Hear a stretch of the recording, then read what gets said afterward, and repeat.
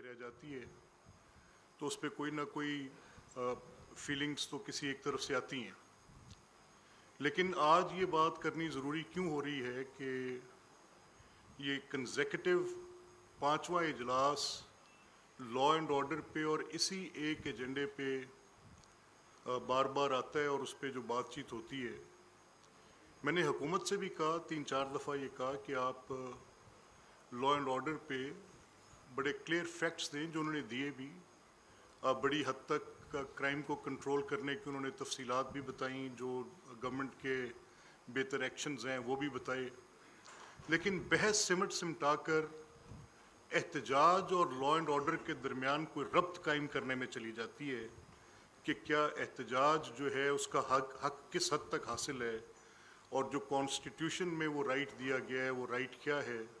اور وہ کس لمٹ تک جا سکتا ہے احتجاج, اور وہ احتجاج کی شکل کیا ہو سکتی ہے. کیا وہ پیسفل ہوگا, آئین کیا پیسفل احتجاج کی اجازت دیتا ہے, یا وہ احتجاج پبلک لائف کو, سیوک رائٹس کو, لوگوں کے شہری حقوق کو متاثر کرے گا. کیا احتجاج اس بات کا بھی حق دیتا ہے. کیا سٹیز پورے کے پورے شہر محاصرے میں آ جائیں گے. کیا احتجاج اس بات کا بھی حق دیتا ہے. کیا احتجاج یہ شکل بھی دیتا ہے کہ ایک صوبے کی حکومت دارالخلافے پر تواتر کے ساتھ, جیسے سومناتھ کے مندر پر حملے کیے جاتے ہیں اور وہ کو محمود غزنوی ہیں اور بن کر آتے ہیں کہ انہوں نے وہ مندر ڈھانے ہیں اور بار بار انہوں نے آنا ہے اور مسلح آنا ہے, کرینز لے کر آنی ہے, لشکر بند جتھے ساتھ لے کر آنے ہیں, وہاں کی پولیس فورس ساتھ لے کر آنی ہے, فائرنگ سے بھی اجتناب نہیں کرنا.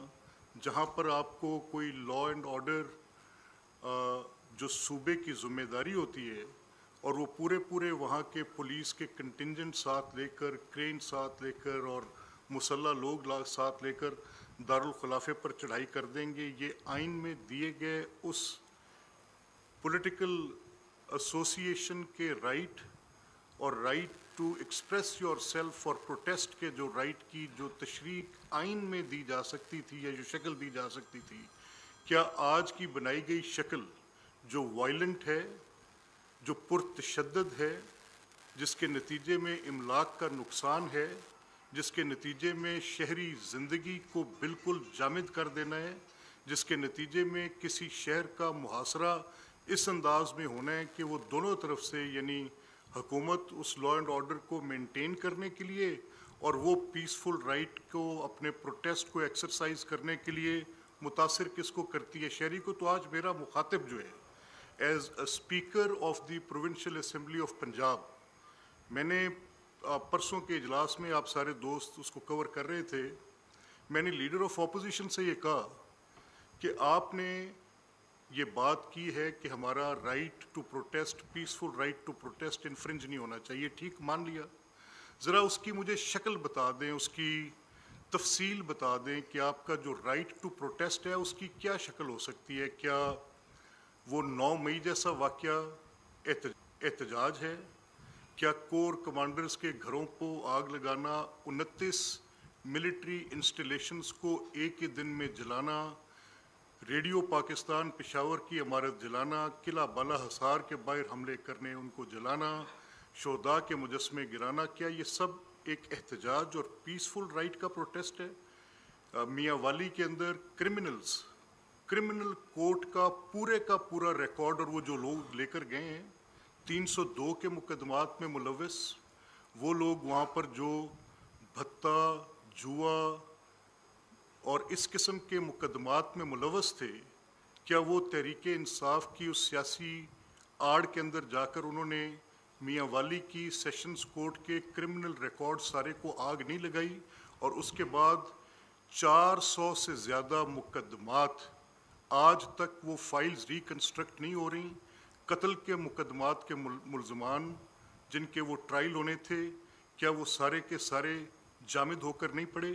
میرا پوچھنے کا مقصد یہ ہے کہ احتجاج کی حد کیا ہوگی. کیا وہ احتجاج اب آپ کے حافظے میں ہوگا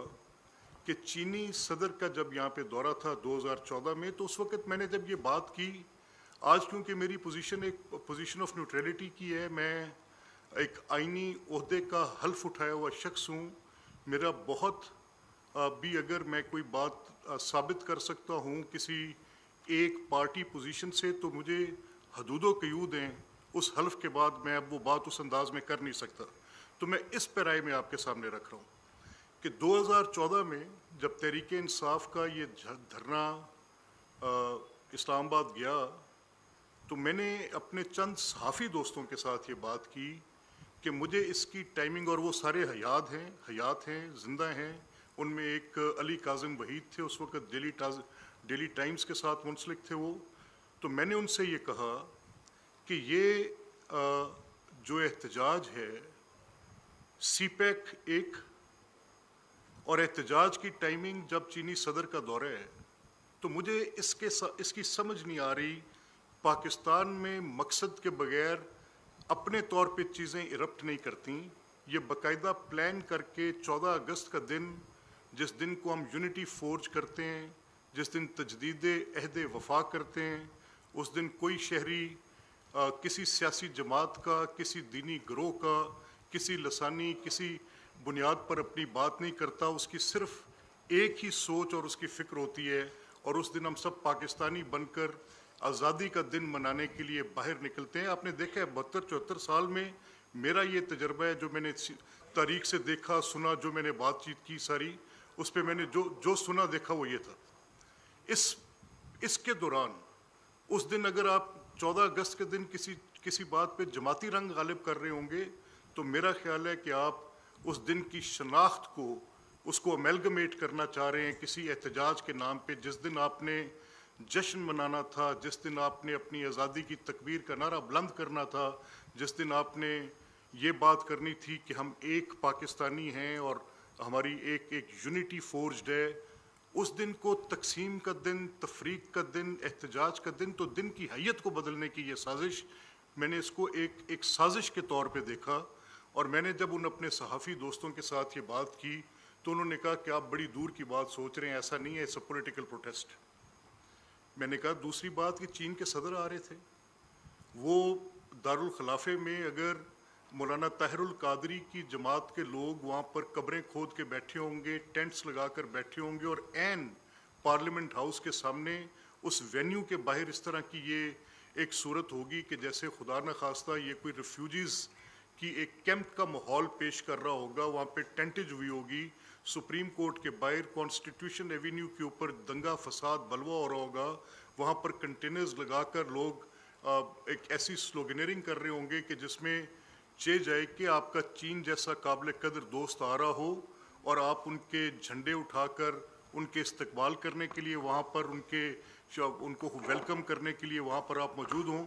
اور انسٹیڈ آف دیٹ آپ کیا کر رہے ہوں گے کہ آپ وہاں پر ایک احتجاج کی صورت کر کے بیٹھے ہوں گے. تو وہ آنے والے مہمان کیسا سمجھیں گے؟ میں نے کہا یہ مجھے کچھ چیزیں آپس میں کنیکٹ ہوتی لگ نہیں رہی. بہرحال اٹس اے پولیٹیکل پارٹی، آپ دیکھ لیں جیسا ہو. میں نے وہ سوال پھر اٹھایا، میں نے یہ سوال اٹھایا، میں نے کہا دیکھیں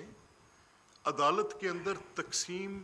کس بنیاد پر ہوئی ہے کہ ایک سیاسی جماعت کے، یہ تو تھا قومی شناخت کے دن کے متعلق، یہ تو تھا احتجاج کے متعلق، تو یہ کہانی 2014 سے شروع ہے. اب میں جھوٹ بول سکتا ہوں، میری کسی بات سے آپ اس کو دروغ گوئی کہہ سکتے ہیں، اس سے آپ اختلاف کر سکتے ہیں، آپ اسے کہہ سکتے ہیں کہ آپ کے بتائے یہ جو آپ ایک نقطہ نظر بیان کر رہے ہیں یہ درست نہیں ہے. لیکن facts do not lie. Know fact number 1 از کہ اس احتجاج کا انہی دنوں میں ہونا جب اس ملک کے اندر معاشی طور پر کوئی سی پیک جیسا منصوبہ اور اس کو آپ کے ساتھ بائی لیٹرل کرنے والے ملک کے صدر یہاں پر تشریف لا رہے ہوں تو یہ احتجاج ایرپٹ کر جاتا ہے. میاں نواز شریف صاحب کی حکومت تو 3 سال پہلے سے تھی وہاں پر، اس کے خلاف اب میں کیونکہ بہت زیادہ پارٹی پوزیشن سے بات نہیں کر سکتا، میں صرف حقائق آپ کے سامنے رکھ رہا ہوں. اب روز آئے دن اسمبلی کا اجلاس بلا کے اس میں آپ آ کے صرف اس ایک نقطے پر کہ جی ہمیں گرفتار کیا جاتا ہے تو ہم ہر 14 دن کے بعد اجلاس ریکوزیشن کریں گے. اب جو لا آف دا لینڈ ہے، کیا وہ یہ اجازت دیتا ہے کہ کوئی پروٹیسٹ اور کوئی وائلنٹ پروٹیسٹ کر رہا ہو تو اس کو اجازت دی جائے؟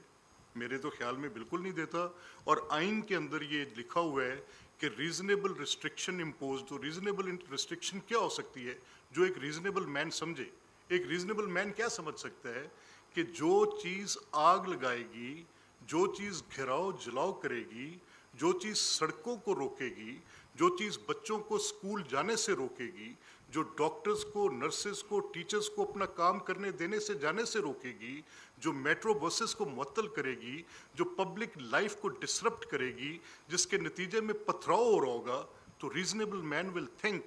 دیٹ دا گورنمنٹ اپنا حق استعمال کرتے ہوئے اس وائلنس کو، اس تشدد کو اور اس انارکی کو روکے. اب یہ دو مختلف پوزیشنز ہیں. ایک گروہ یہ سمجھتا ہے کہ یہ انارکی پھیلانا اس کا حق ہے،